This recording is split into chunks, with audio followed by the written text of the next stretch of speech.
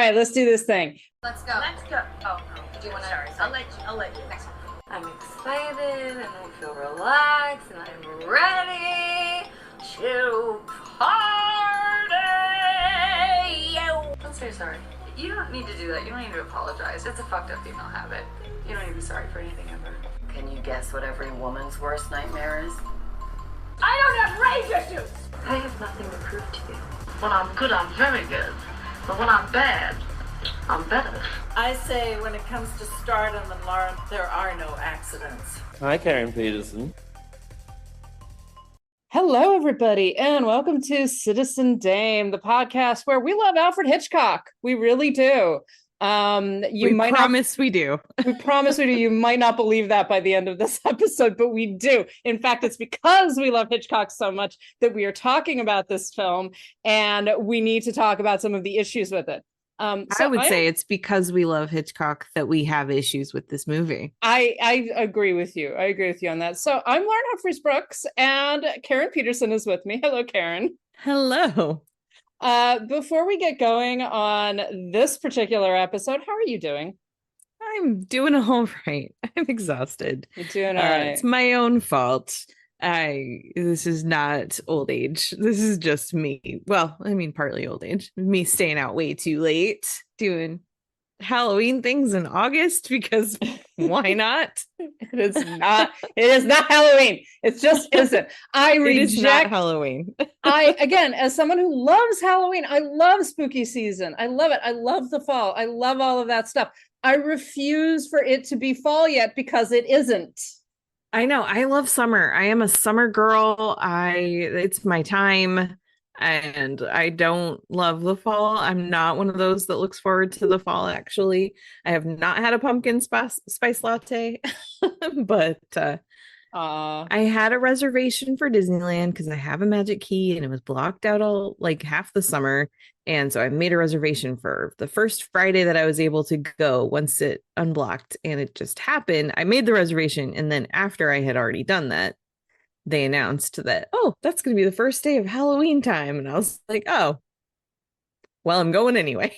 So that's what happened. It was not intentional. Well, good times anyways. You should have a pumpkin spice latte when it is actually time for pumpkin spice lattes, which is not right now. That doesn't happen until September. Yeah, at least. Now, see, here's where it goes summer. I'm okay with Halloween stuff in September. It goes summer, feels like fall. My birthday, and then Halloween. So like, I think that people are missing the holiday that is my birthday. Is this like the argument of you can't decorate for Christmas before Thanksgiving?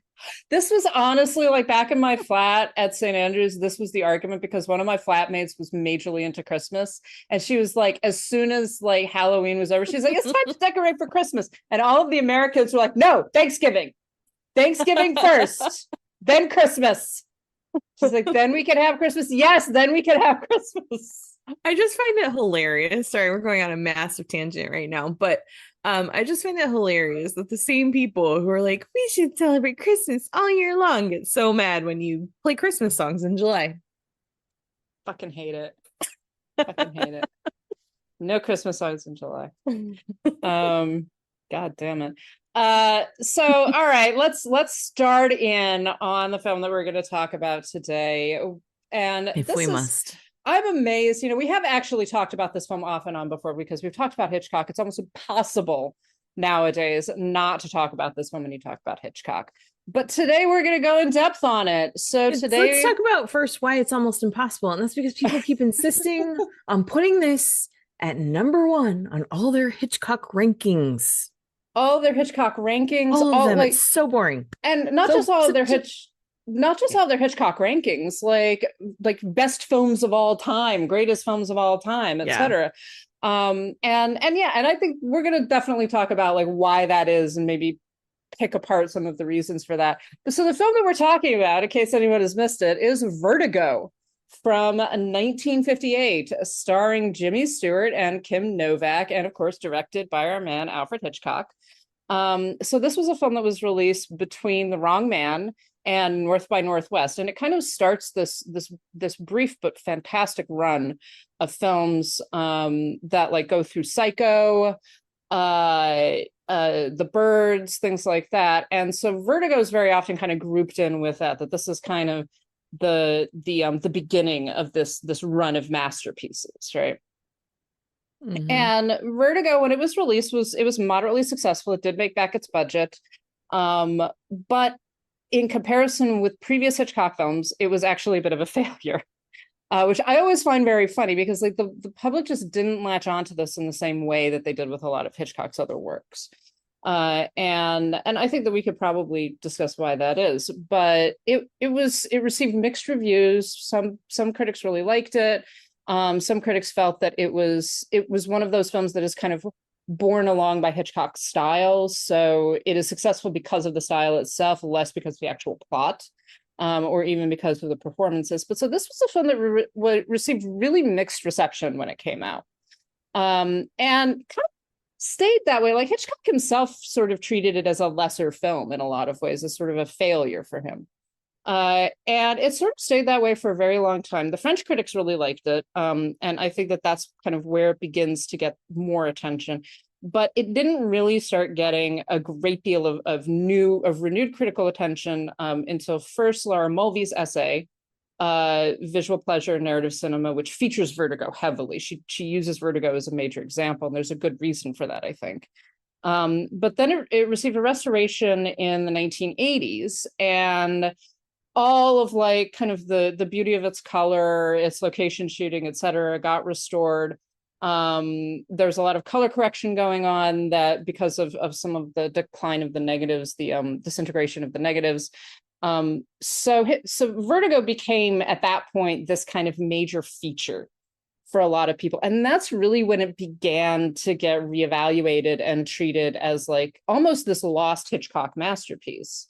Because up until that point, a lot of the films that had been focused on when he talked about Hitchcock's oeuvre were films like Psycho, or Rear Window. These were much more popular, much more like films that were really like, okay, this is kind of the pinnacle of his art. And then in the 1980s, he began this kind of influx of people saying that actually it's Vertigo. And that's kind of carried through to today. Like we say, it pops up on pretty much the top of all the Hitchcock lists. And even lists of like the greatest films ever made. It is lauded by people like Martin Scorsese and William Friedkin. It's kind of treated with this degree of veneration that let's talk about whether or not we feel that it really deserves it. So Karen, overall, what are your feelings about Vertigo? Like you've just rewatched it, I assume. Yes. And just as I have. So having rewatched Vertigo, what do you think? What do you like just generally? So I first watched this movie back, I guess in college probably. And it was one of those things I had heard so much about it and people just talked about how great it was. It was Alfred Hitchcock and I'd seen a few Alfred Hitchcock films by this point, and I was very much, like, yes, I want to see all the Hitchcocks. And so Vertigo was going to be on TV, I think. I don't think I rented it. I think it was on TV. And I was really excited because I was like, I finally get to see this movie that I've heard so many great things about. And I was watching it and it's, it's a Hitchcock movie. It's a psychological thriller. It's got James Stewart in it. And so I'm like, I keep waiting for things to happen. I keep waiting for it to like ramp up and get good. And it never really did. It never picked up the energy that I was expecting from this, from a Hitchcock movie and from the way the plot had been described to me. So so that first time I watched it, I just kind of walked away from it like, what am I missing here? And kind of being very young and naive and innocent and things and young in my film, I don't know, my not film career yet, but I was still one of those kids that just kind of like loved every movie that I saw. And so I was like, what is my problem? I assumed it was me. I assumed it was like, I'm missing something with this. There's something everybody else in the world understands except for me. And And then, so I revisited it a while later and I was like, no, I don't think it's me. I think people are just praising this movie way too much. I think it's boring. And I think that, and we're going to obviously talk a lot of detail about it, but I think that for me, what I came to the conclusion of was that most people love and become so obsessed with this movie for two reasons. It is beautiful. It looks gorgeous. It's probably, out of all of his color films, it's possibly the most pristine, the most beautiful, perfect visuals and color, and it's a really gorgeous movie. But also, I think that because of a big reveal that happens late in the movie, that tends to be the thing that people hold on to, and it's just like, oh, I never saw that coming. And I mean, we know that this is what happens sometimes with audiences. When there's a big twist in the movie, they can like, that just becomes the thing that makes the movie so great and so unforgettable, and they can't look beyond that to really break down where there are problems with it.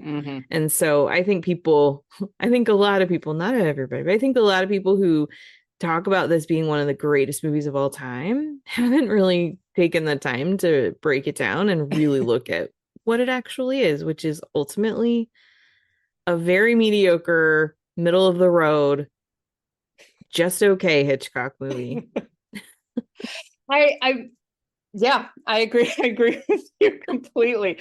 It's so this is actually the second time I watched this fucking movie this year. I'm sorry. I rewatch it, and I rewatch Vertigo on, not regularly, but every once in a while, because, and one of the reasons for it is because I will read articles, I will read analysis, etc. And the way that it's written about, I'm like, oh, maybe I'm just not it's not clicking for me for some reason, right? Maybe this is actually a better movie than I thought it was. And then I will go and I will rewatch Virgo, like, no, I'm right. Like, I am correct at this level. And I know I always say I'm always right, but I am on this one. On this one, you are, for sure. And it's not for lack of trying. I want to say that really clearly, that it isn't like I've just been like, oh no, I'm just going to dismiss Vertigo because it's too popular or whatever. It's like, I would love to like this movie. I would love to think that this is as brilliant and as masterful as people, like I said, like people like Scorsese, people like and highly regarded Hitchcock scholars talk about this film and talk about its brilliance and talk about everything that it achieves. And I just don't agree. I just can't agree with it. And I understand a lot of the argumentation and where it's coming from. I understand this whole connection about doppelgangers and obsession and the obsessiveness of the camera eye, the like you say, the beauty of it, the use of color, the use of location, the use of music even, but none of it fits correctly. It doesn't. There are pieces that work really, really well, and you can say, like, this is great, but it's pieces. It's not that cohesive whole that we expect from Hitchcock, I think. So it's not one of those films that I would be like, oh no, it's a terrible movie. But I would put it more honestly, and this could get me tarred and feathered if anyone actually heard me say this. I put it into categories like, honestly, under Capricorn and the Paradine Case, and I Confess. Films that have good concepts and good sequences, but do not fulfill their potential and do not fulfill the promise that they make. And that's okay. Like, I like those films. Those are films that I will watch again, but I recognize that they are not great works in terms of Hitchcock's oeuvre. I was actually thinking about this last night in the sense that I am insulted in some ways. I'm insulted for Hitchcock that people talk about this film as being his great masterpiece, because to me that's just like, wow, that's really a denigration of his talent, because he made, like, I mean, I will argue all across the board for Psycho as his masterpiece, but I can make arguments for Rear Window as well. North by Northwest, like The Lodger. There's so Notorious, which I just watched as well. Rope is a masterpiece too. Rope, absolutely. There's so many films that would be like, these are the pinnacles of Hitchcock's artistry, of his understanding of human psychology, his understanding of the camera, the use of image, the use of color, the use of music, et cetera, et cetera. I will make an argument for so many of those films before I will for Vertigo. So I'm honestly a little insulted that Vertigo is treated like this pinnacle. It's like, well, then you must not think very much of him as a filmmaker. So I have to just pause and back up and tell you one thing that hopefully you'll find funny. Back in the early days when we started this podcast, crazy that was 7 years ago. 7 years ago in September. I can't believe it's been that long. But anyway, early days of the podcast, I knew very early on that you were a Hitchcock fan. And I don't remember what episode it was, but somehow Vertigo came up in the conversation, and you, being the Hitchcock, I consider you a Hitchcock scholar, honestly. And being the Hitchcock scholar that you are, you made a comment about not liking Vertigo. And that's when I knew you and I were going to be friends.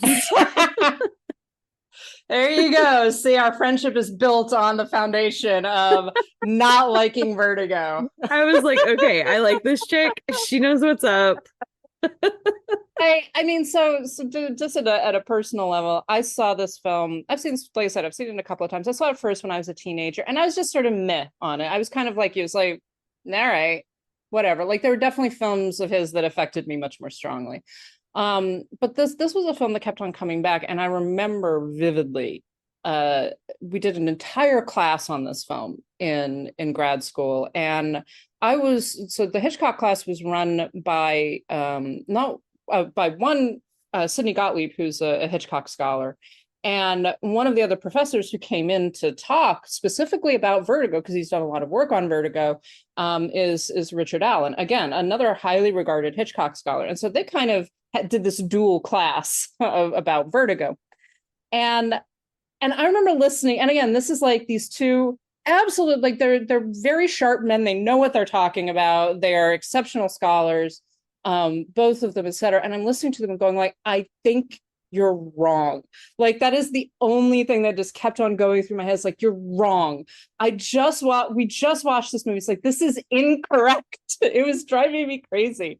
But it's like this almost cognitive dissonance in my experience of Hitchcock, of like, I know what you're seeing, but I don't think it's there. Yeah. And it's a weird experience, honestly. Well, it's interesting because, I mean, at its core, this movie is about obsession. I think that's a pretty simple way to boil it down.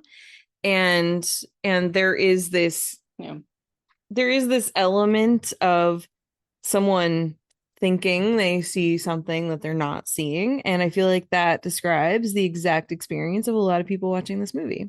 They become obsessed with it because they're seeing things that aren't really there. Yeah, like overlaying it. So let's talk a little bit about the film itself, and not just the kind of reaction to it. So this film opens. I do think that this has a fantastic opening sequence. The credit sequence is gorgeous. It's very evocative.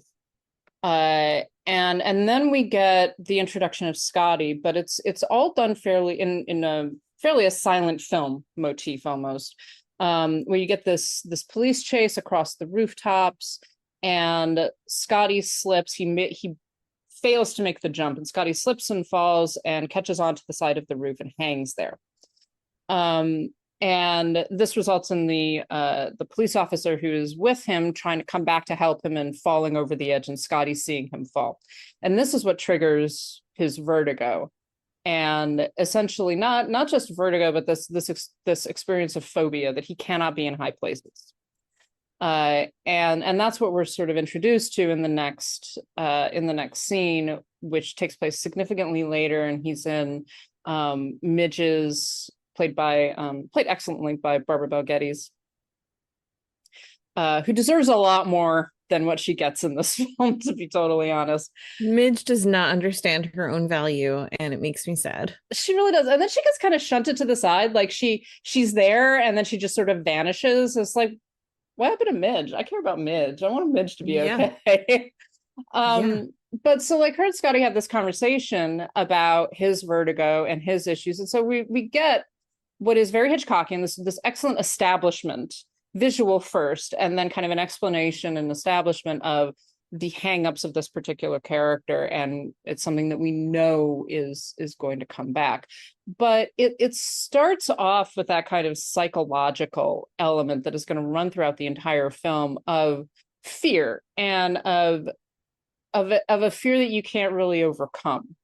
And I think it feeds into that theme of obsession that runs throughout, of like, he doesn't know why, so he definitely has this traumatic experience, but no one seems to know why you can, like, he doesn't seem to know why he has this and can't get rid of it, right? But it's something that is going to significantly affect him and also turn into the reason why he's hired to do the job that he is anyways. But it's this undercurrent of psychological terror that has no clear, easy solution and no clear, easy explanation. And I think that there's an element of that throughout the entire film, that it is this film about haunting and about being haunted and not fully understanding why you are doing the things that you do, but being compelled at some level to do them. Yeah. One of the things I do find interesting, and this is something I will give them credit for with the movie, is using his acrophobia and this vertigo that he gets, using that not as like, for Scotty, the character, it's not used as a convenient excuse not to do things. It's something that he is actively trying to get past. And a lot of times we see this with people where it's like, oh, well, I'm scared of heights. Guess I just don't go upstairs anymore, and for him, it's not that. It does become something that, I mean, it is, the title of the movie is Vertigo. Yeah. But it is actually used where it's something that he is actively trying to fight against. He's not trying to just accept that this is part of him now. Yeah, but it's also what leads him into not just the entire the entire plot of the rest of the film, right? But also that circuitous nature of his obsession and of attempting. So this whole thing about having to confront the thing that scares you, having to confront, and that's how he kind of pushes Madeline at the end of the second act into death, as it were, sort of, but not really. Right. But that's kind of what is being depended on the entire time, is this like psychological obsession with trying to get past those things that frighten you and try and in some ways stop yourself from being haunted, right, by that death, by the past, whatever it is. And it doesn't work. I mean, that's one of the things that the film kind of concludes with, is that it doesn't work. It just turns into this continuous circular movement, the spiraling that is never going to stop. I do think that Vertigo, in terms of its themes, has this is one of the reasons why this film disappoints me so much. It has these elements to it. It is so interesting at that level. Like, you read about it, when you read good analysis of it, it's like, oh yeah, this film is fascinating, but it doesn't hang together. It doesn't fit in the way that it needs to, in the way that, and I think it's impossible not to compare it to other Hitchcock films. It doesn't fit the way that other Hitchcock films do. It doesn't have that cohesion and that clarity that is this, that gives you the sense that the director and the writers understand what they're doing and are in control of the narrative. And maybe that's one of the things that attracts some people to Vertigo, is that lack of cohesion, is that sort of wobbliness that just doesn't quite work, I guess. Yeah. I don't know. It's very hard for me to parse out sometimes. Yeah, it's hard for me to pinpoint, other than hanging on the twists and turns that it takes. It's really hard for me to pinpoint other things that people really love about this movie, except perhaps seeing themselves in it. Yeah, I think we should talk about that in a minute. Yeah. Definitely in terms of like the way the particular Hitchcock scholars approach this as well. But I do want to talk for... Oh, sorry. No, go on.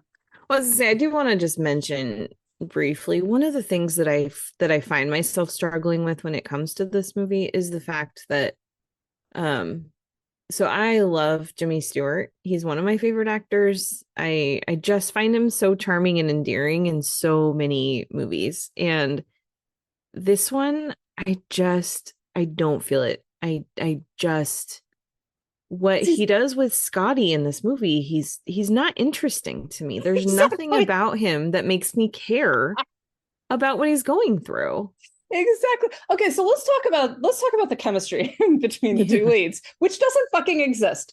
No. Kim Novak, I love Kim Novak. Actually, I apologize to Kim Novak because when I first saw this movie, I was like, oh, Kim Novak is a bad actress. Right. And I ignored her for a long period after that. I'm sorry, Kim Novak, you are not a bad actress. You were given a thankless role. Yeah. And a role with absolutely, and I don't necessarily think it's either their fault. There is no chemistry between the two of them at all. And in some ways you could make the argument that there's a point to that like particularly with Scotty is that Scotty is not in love with Madeline / Judy. He is obsessed with her. Right. He is Which is obsessed. not love. Yeah, and honestly, I do not think that this film treats obsession as love. I don't think that is the argument that is being made. I've seen this film referred to as a great love story. It isn't, and I don't think that that's what it intends to do either. I will go to the wall for that one actually. And I know I hate arguing intentionality, but I really don't think that it comes down to this actually being a love story. This is a story about obsession, and it's about a damaging obsession that ultimately destroys the thing that it purports to love.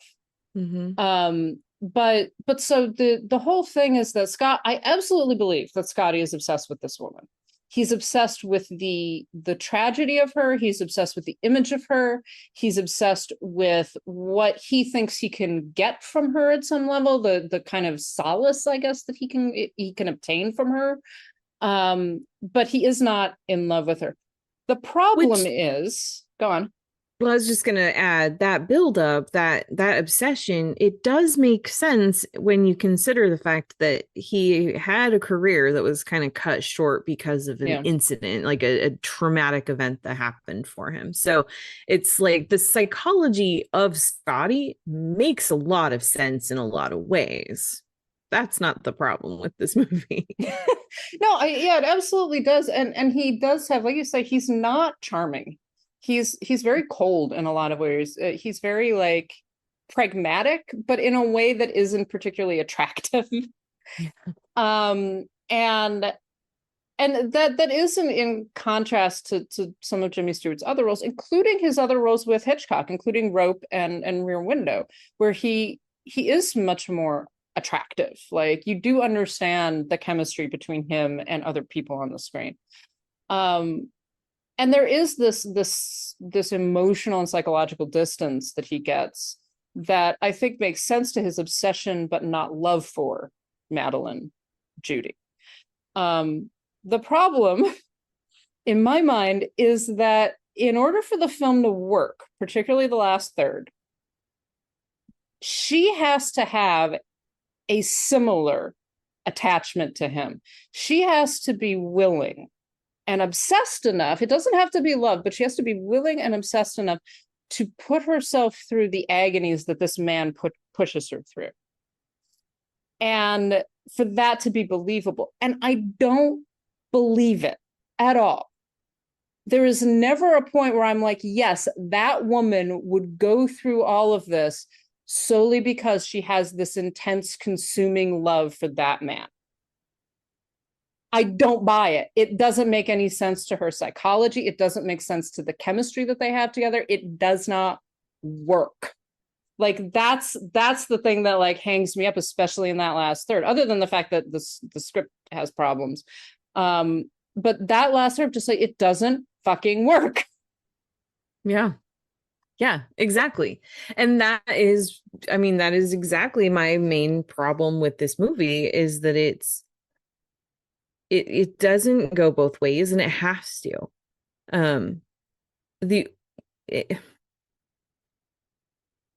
has sorry, to. Yeah. No, go ahead. Go on. I agree. It has to, because because of the final third of the film really does depend upon our sympathy with her. Yeah. We have to not necessarily identify with her. We spend 2/3 of the film following him, following Scotty, right? And we don't necessarily have to like him, but we do have to understand him. And I think that we do. But the final third depends, that shift depends on us being willing and able to not necessarily identify with her, but to understand her and to understand her behavior. And it just doesn't. And to go back to the Hitchcock class that I took, one of the things that a number of the women, I will say this, in the class complained about was exactly this. That woman would not do this for that man, period. Like, it just didn't make psychological sense to us. And this was primarily a response from the cisgender women in the class. And one of my professors asked, like, okay, well, what about Cary Grant? If Cary Grant were playing Scotty. I was going to ask you that question. Cary Grant. So, like, the Cary Grant has worked in a lot of Hitchcock films, appears in North by Northwest, which is the next film that he makes. Approximately the same age as Jimmy Stewart. Like, if Cary Grant were playing this part, would you be willing to go along with it? Would you believe that? Every single woman in the class, yes, absolutely, 100%. I would buy that, right? And it's true. And first of all, I think because Cary Grant would be able to get a warmth into Scotty that Jimmy Stewart doesn't. But even then, it would be like, yeah, I would buy 20-something Kim Novak and her all-consuming lust or obsession or love or the intensity of her desire for this man. Which that third really does depend on, and it's not there. It's not there with Stewart. That's just not who Jimmy Stewart is. He always played the everyman. I mean, it's like if you were gonna make a movie now and you need your lead person to be somebody that everyone's going to be obsessed with, do you cast Tom Hanks? Or do you cast Brad Pitt? Maybe Brad Pitt's not a great example nowadays, but you know what I mean? Like it's that the intensity of that passion. I think that's one of the problems, that like Jimmy Stewart just doesn't give that off. It's not his fault. I mean, he's a great actor and he has some really wonderful roles, and sometimes he plays just the sweetest character in the world, but he just, he built his career on being that kind of slightly awkward, a little bit bumbling guy. And that's not someone that a woman like Madeline/Judy is going to become obsessed with. Yeah, to the degree that she is, because she allows him to, or what she's willing to go through. Yeah, to trans and to give Kim Novak credit as well, it causes her deep distress. Like, she protests against it numerous times. Yeah, she's desperate for him to love her as Judy, not to transform her back into Madeline. And but she will do that for him because she is so desperate for him to love her. And that's the tortured nature. That's supposed to be the tortured nature of their relationship. But honestly, what it comes off as, just watching it as a woman, is it just comes off as cruelty. Yeah. It doesn't feel, it feels obsessive, but it doesn't feel natural at some level. It feels like this is a fantasy that a middle-aged man might have about this young woman being obsessed with him, but the young woman would never be obsessed with him. Right. Yeah. I have to say, kind of alongside this too, I think my other main issue with the movie is that this murder plot is just so convoluted. Yeah. That it's like, there are so many easier ways to kill somebody and get away with it. Well, this is where, you then get into Hitchcock complaint about the plausibles. And it's just like, yeah, but this is one where you really strained it, bud. Like, oh, so badly. Yeah, so this was something not so much on this watch, but on the watch I did before, where I was, and I had not seen Vertigo for a while, and I was watching just like, this plot is stupid. It's so dumb. It doesn't make sense. No, And it doesn't, and it it doesn't convince requires me. too many things to just to just happen, and yeah. It doesn't, well, that's the thing. It doesn't convince me. And I think maybe it's because we don't get a lot of development of Elster, who is the kind of the guy who's We get like behind none. a lot of this, right? And because we don't get a lot of development of him as a villain or as a potential antagonist, so much of it depends on him planning this, and also him having the psychological insight into Scotty, right, to believe that Scotty, this is the way that Scotty will fulfill all of this, right? mm-hmm. That Scotty she can lead him, and Scotty will be led into this situation where he is essentially witness to the wife's suicide, right? Which is the whole point of this entire convoluted mess, right? Yeah. And no, it doesn't make any sense. And the problem is it kind of has to. Like, I have watched many films where I'm like, I'm willing to go along with this batshit plot because of the nature of the film. But here I'm just like, no, you're not convincing me, Hitch. You haven't convinced me. You haven't constructed a narrative where I believe what you're trying to sell me. And I would buy a lot of shit from you. Yeah, well, one of the problems that I have as far as the believability of it is that this part is not funny. This is tragic, but the Golden Gate Bridge has been historically the place where a lot of people have jumped and committed suicide. And this movie is so deliberately set in San Francisco, and you see the Golden Gate Bridge multiple times in the movie, and yet this suicide happens at a mission outside of town that, like, it's just that's just one of the pieces. It's like, this just doesn't make sense. There's like, why would they go all the way out there to commit this murder and make it look like it's not a murder when the Golden Gate Bridge is right there, and it's very easy, especially back then there aren't security cameras everywhere. It's very easy to just push someone off and make it look like they did it themselves. Yeah, why would they need to go through all this? And of course the point is not the murder. In a lot of ways the murder is the MacGuffin of the film, right? But it still has. But if you can't believe that, then you can't believe anything else that follows. Absolutely. It still has to hold together, and it just doesn't. It just, like, if you take the smallest step back, it just doesn't. And honestly, I think one of the reasons why it doesn't, and there's an issue with the last third, but there's also an issue with the first 2/3. And I think you mentioned this a little bit, is that there's no tension. No. There's no, like, development of tension. And I am so mad. I think every time I have watched this film, I've texted you or someone to be like, why is there no tension? This is a Hitchcock film. I expect, like, I admit, all right, I go into a Hitchcock film being like, there are certain things that I expect. One of them is to be entertained. Absolutely. The other one is for there to be fucking tension, because no one does suspense the way that Hitchcock does. And I'm watching this goddamn movie and I'm like, I'm bored. I am bored. If he does not stop driving through fucking San Francisco, I'm gonna go to the bathroom and come back, and he's still gonna be driving through fucking San Francisco. I zoned out at one point rewatching this film, and he's still driving to fucking San Francisco.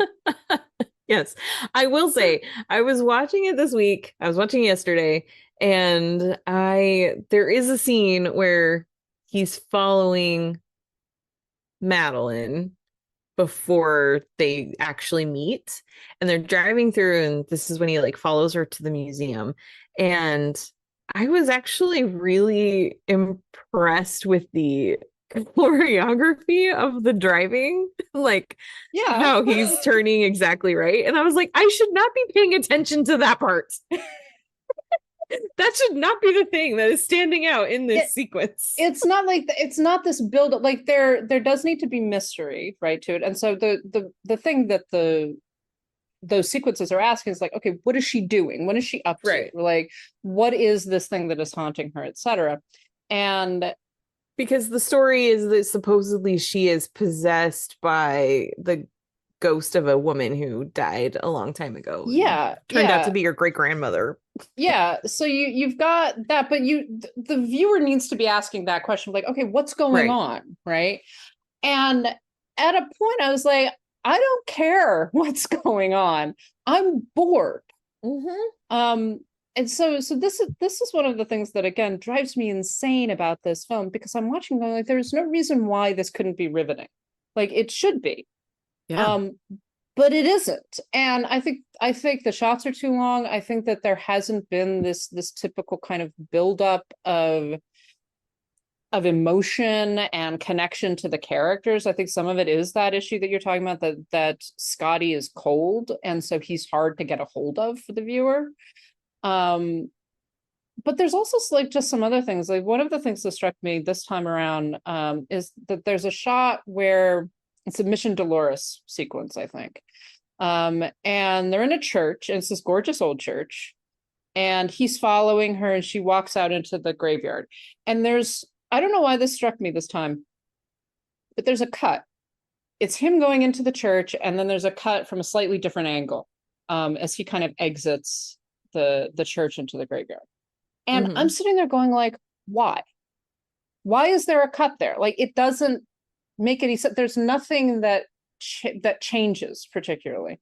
There's no this doesn't indicate like a psychological moment for the characters. It doesn't reveal anything about the setting. It's just a cut and an angle shift. And I'm used to, as someone who watches Hitchcock films quite a lot, I'm used to paying attention to those things, because very often those shifts indicate something. This indicates nothing. And I tried for the past day to figure out, what did it indicate?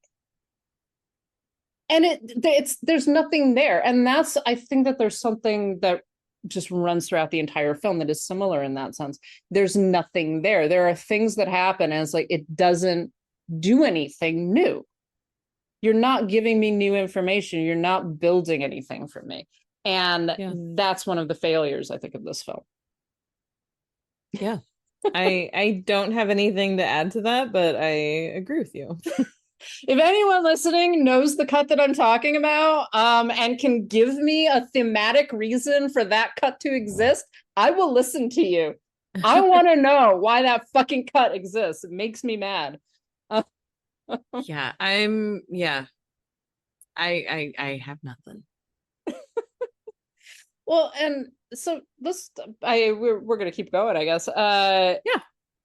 So let's talk briefly about the color, because I do think one of the things, this film has some great shots in it, just images.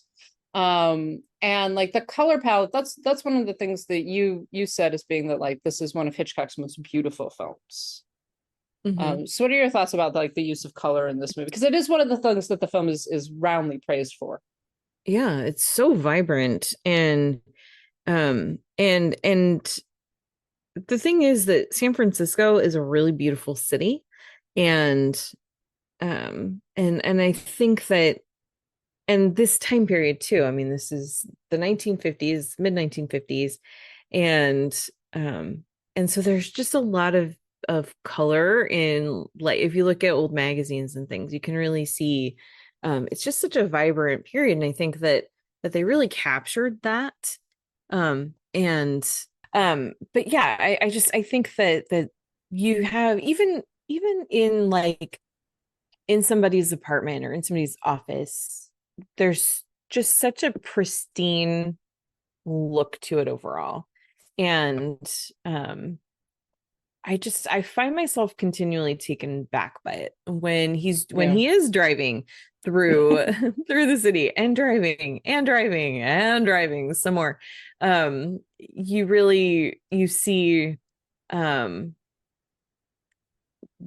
there's this beauty. It captures the beauty of the city very, very well.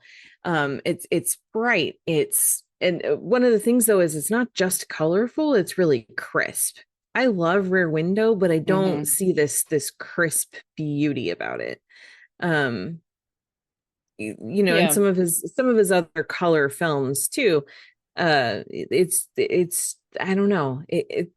Everything just really comes together specifically for this movie to make it just stand out to me as something that is specifically and particularly beautiful. And part of that is the cinematography. Robert Burks is the cinematographer. He also shot several other Hitchcock films.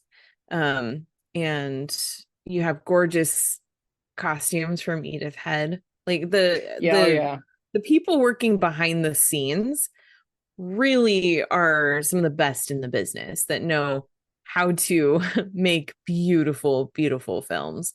You had Frank McKelvey and Sam Comer and Hal Pereira and Henry Bumstead, which are the folks that are making the sets, the production and set designers. And these are all really, really talented people. And so Hitchcock does know how to assemble a really incredible team that can make good movies. And this one is just kind of everybody coming together to make something that is particularly just striking.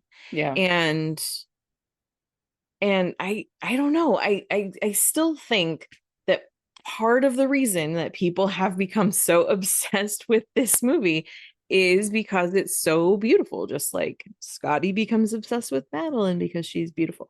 Well, yeah, I agree with you, and particularly, you mentioned Edith Head, and like the costuming work she does with Kim Novak is amazing. Like it's perfect. The colors of the dresses, that one kind of emerald green dress that she wears is just, and that's like, so again, going back to like the psychological of it, just like I kind of get why you get obsessed with that woman. Like it isn't just that she's beautiful, it is that like ethereal, like striking quality to her.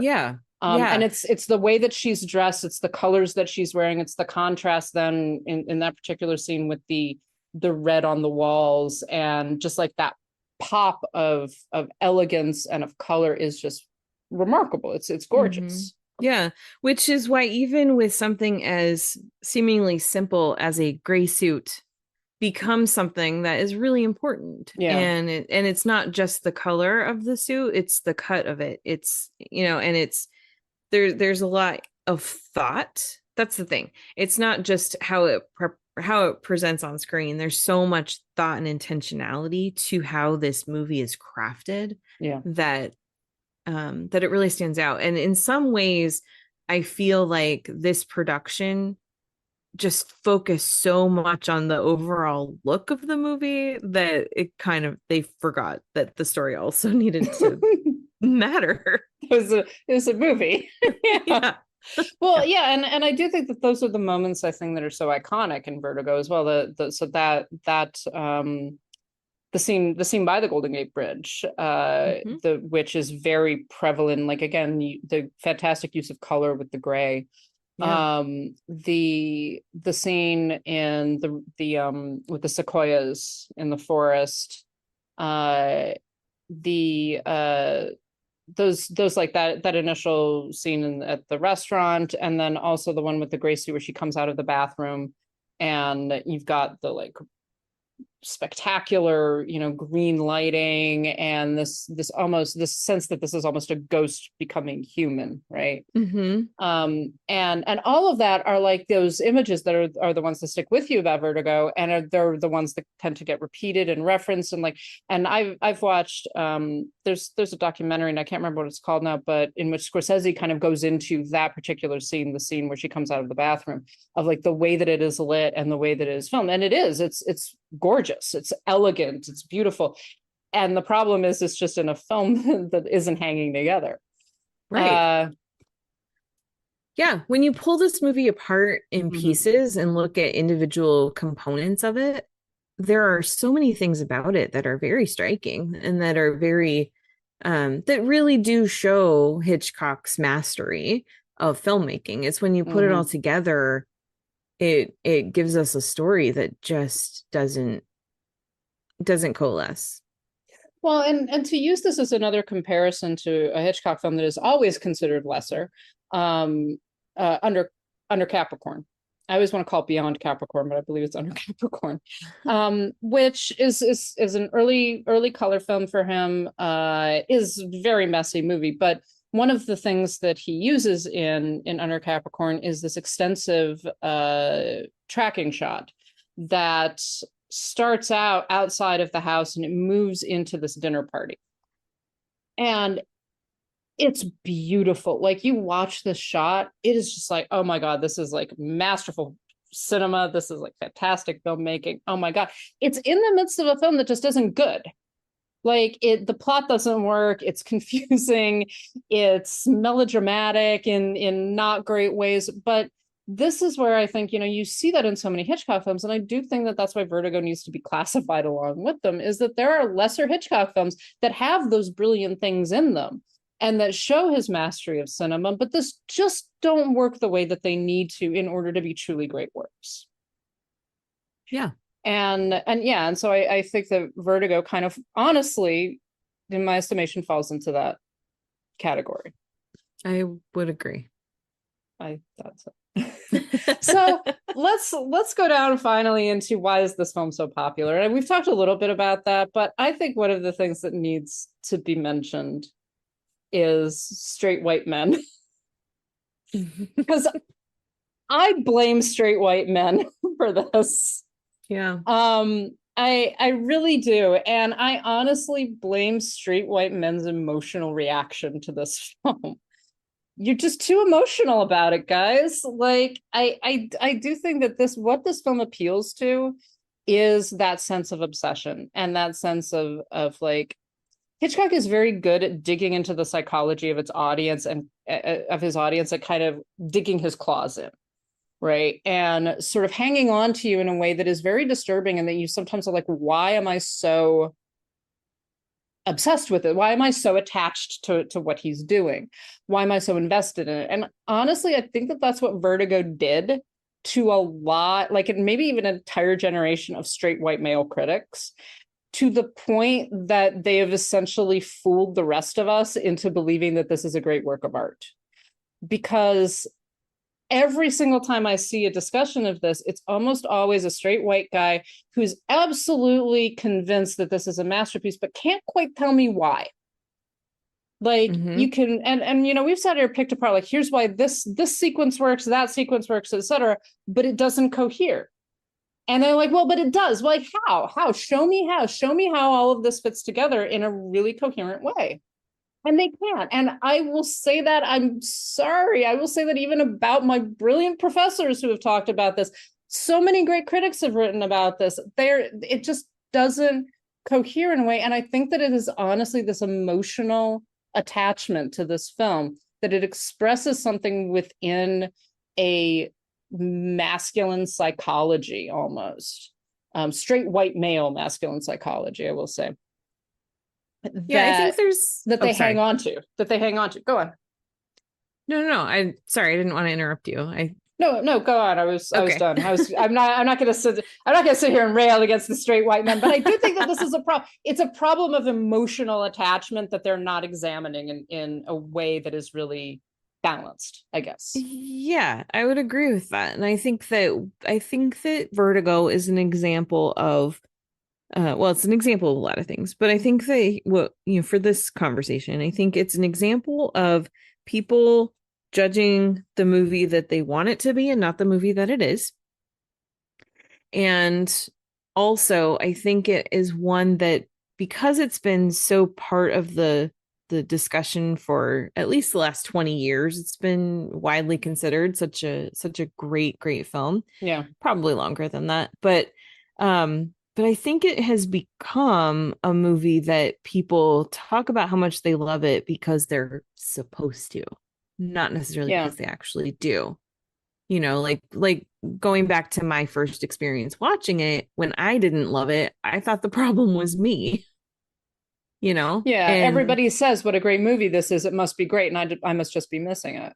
Exactly. And so I think that that's a big part of why this continues to be something that is considered so brilliant and so perfect and just one of the great films, is because of the fact that it's become a movie that you can't dare say it's not that.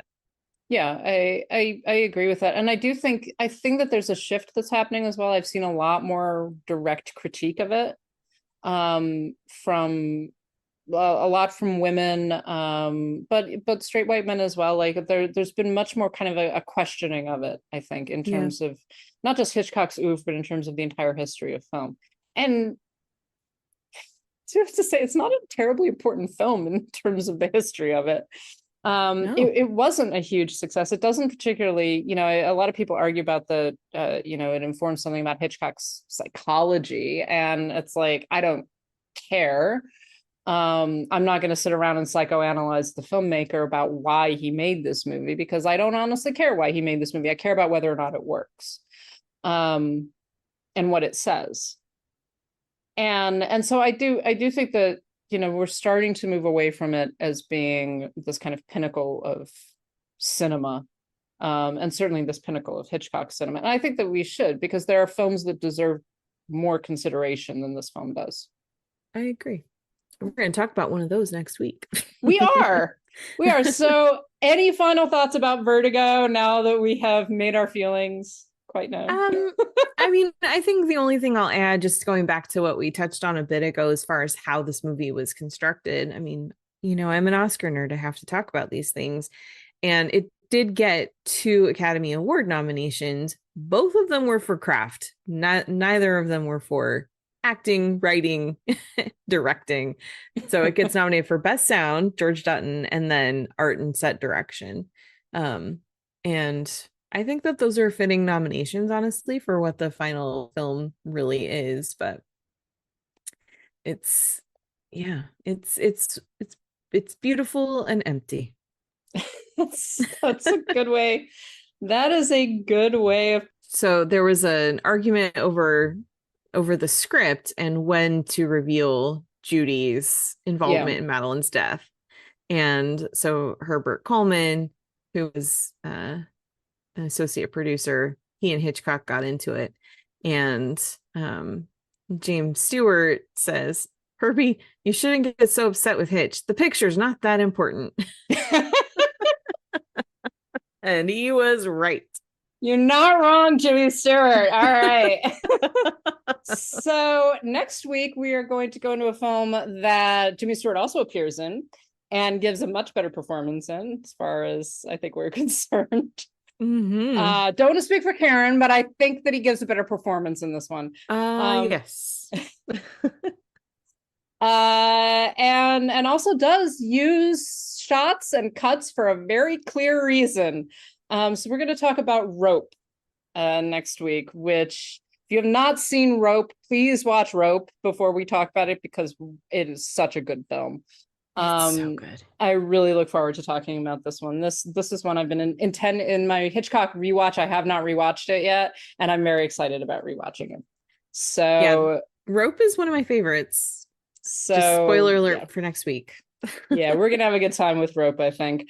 So I think that is going to close us out for this episode. Thank you so much for listening to us. Of course, if you do disagree with us, you want to explain why Vertigo is actually Hitchcock's masterpiece, please let us know. You have to come at us with facts. Yeah, you have to actually give us analysis, just like I feel like it is. Please. Please. So as always, we want to thank our lovely and wonderful patrons, who include Abby, Ali, Audra, Brian, Connor, Estefania, Ferdinand, Heather, James, Janine, Judy, Carriata, Matt, Michelle, Monty, Nanina, Noel, Robert, Steve, Sharon, and Pau. Thank you so much for continuing to support us, guys. If you would like to join their number, we are at patreon.com/citizendame, and you also get access to our bonus episodes. Right now, we are doing Our Flag Means Death bonus episodes. We're covering the entire series. So if you've been wondering if you should join Patreon, this is definitely the time to do it. And anyone who's still owed buttons, stickers, etc., you should be getting those now. If you haven't, please send us a message, let us know, and we'll be certain to get that solved for you. Of course, you can support us in other ways. We have an Etsy shop, etsy.com/shop/citizendamepod, and a Ko-Fi, ko-fi.com/citizendame. And you could go to our website, citizendamepod.com, where we have reviews and editorials and stuff like that. You can also email us, citizendamepod@gmail.com, including to tell us that, in fact, Vertigo is the greatest thing ever. And here is my extensive evidence as to why that is. And it better be a thesis. It better be a thesis. Like, I have read so much criticism of Vertigo, so you got to convince me. Like, Hitchcock scholars have not been able to convince me. Thank you very much. And you can follow us on various social medias. I think we're still on Twitter at Citizen Dame Pod. We are definitely still on Instagram at Citizen Dame Pod, and we are in a Letterboxd HQ at Citizen Dame. Of course, you can get in touch with us individually. Karen, where are you? I am on all the socials, but especially Instagram and Letterboxd at Karen M. Peterson. And I am on Instagram and Letterboxd at LH Business. And that will close us out for this week. We look forward to talking with you about Rope next week. Yay! See you later. Bye. Oh, now, Johnny, really, come on. Well, I'm not telling you what I think. I'm telling you what he thinks. Well, what do you think? Well, Is she pretty? Carlotta? No, not Carlotta, Elster's wife. Yes. I guess you'd consider that she would... I think I'll go take a look at that portrait. No, Goodbye. Wait. No, wait. Midge. Goodbye. Midge, you...